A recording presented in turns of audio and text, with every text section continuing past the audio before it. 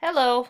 I wanted to talk to you guys about one more thing that seems to be a common issue, or at least it was a common issue with the research project. So I wanted to make sure you were clear on how to do in-text citations and how you make those based on your works cited page.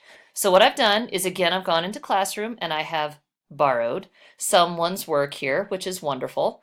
It looks as though this student has used some good sources here, coming from the Digital Public Library of America, and this one is coming from, oh, it's coming from my book that I was loaning out, which is awesome. I definitely recommend this one. Add it to your list, A People's History of World War II. And then this one is coming from a database, which I can see, and this one is coming from the National Archives. Very cool.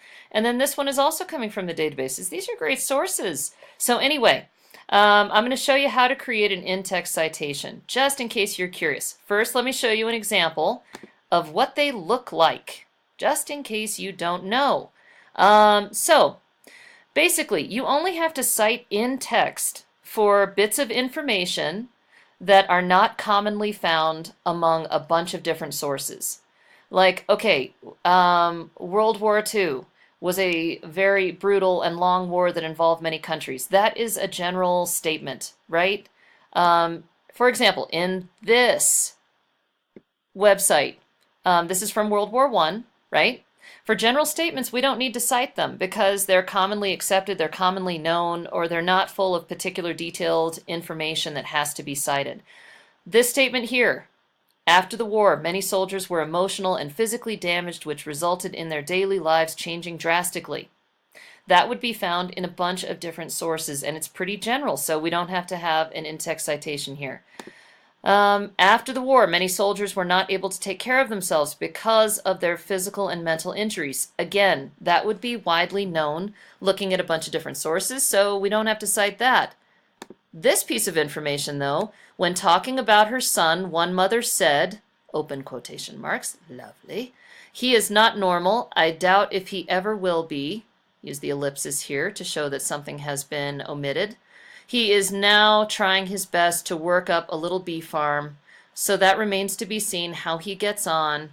His father is 75 years, I am 65 years. He is now over 40 and his life is blighted. Ooh, that sounds dreary.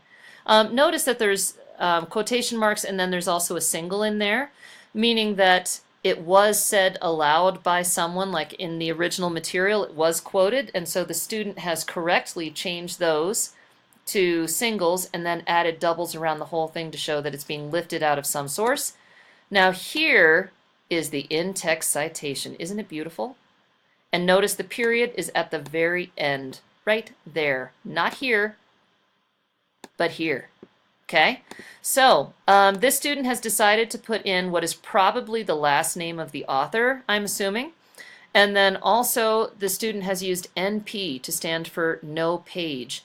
NP is optional. You may use it if you wish. And if you're using a book that has actual pages in it, you might want to use NP to indicate, hey, this is an online source or an electronic source. But you don't necessarily have to include it if you don't want to. All right, so that's how it works. That's how you can see it in here. Now again, the student is quoting later on. And here, this information is coming from a different source. Totally awesome. That is right on. And then it even continues to say, and then here is another bit of information and another in-text citation. This student is doing a fabulous job of this, right? Which is probably why they got a stupendous grade on this assignment, because they used a lot of detailed information in their writing, and they are also giving credit to the source, as you are supposed to. All right, so anyway, back to the works cited page I've got here, right? So to create an in-text citation, it's really simple. All you do is you take the first bit of information, whether it's the author's last name, like Chapman, or Favreau, I don't know. Is that how Brett Favre spelled his last name? I don't think so. Anyway, Favreau. But here's a little tricky thing. What if it doesn't have an author? Uh-oh. So here I have internment of Japanese Americans during World War II. That would make for a really long and tedious in-text citation.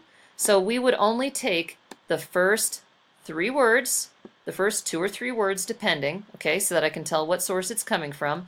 Internment of Japanese, Or I might even include internment of Japanese Americans so it makes more sense.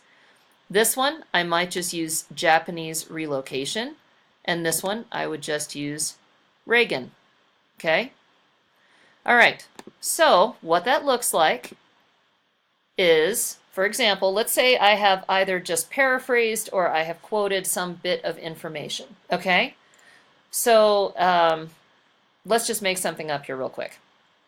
And it's going to be totally random, all right? So, and I'm really tired, just to warn you.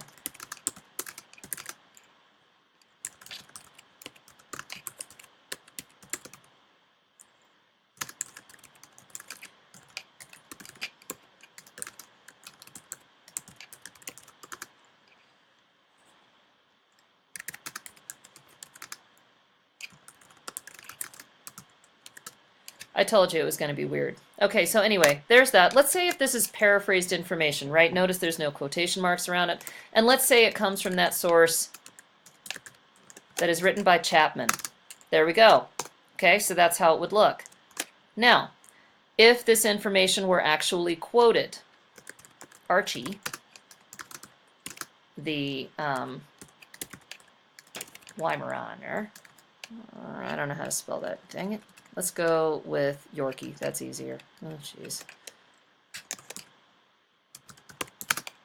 Yorkie was grossly overweight, weighing in at 22 pounds above average for his diminutive size. Oh, geez, and I spelled that wrong too?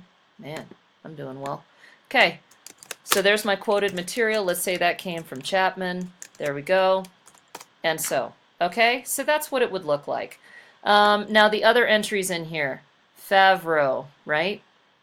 All I would do is take that last name, and after whatever material I've either paraphrased or quoted, that's what it would look like, okay? And remember, period always goes at the end.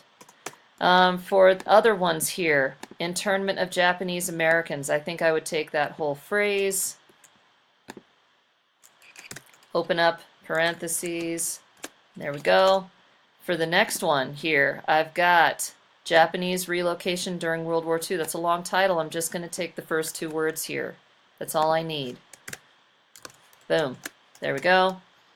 And then for this one, it would just be Reagan. All right? So just keep in mind, you remove all the punctuation that goes inside the parentheses, okay? All of the original punctuation, like any kind of quotation marks or whatever, you take those off. Alrighty, so that is a quick tutorial on in-text citations and how to do those. And you want to make sure that you are citing work correctly so that when you look at something like this, when it's all said and done, you go, wow, look how awesome. This person clearly did their homework.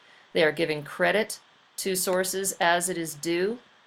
And then they are also explaining really fabulous stuff here, guys. All right? Anyway, good luck to you.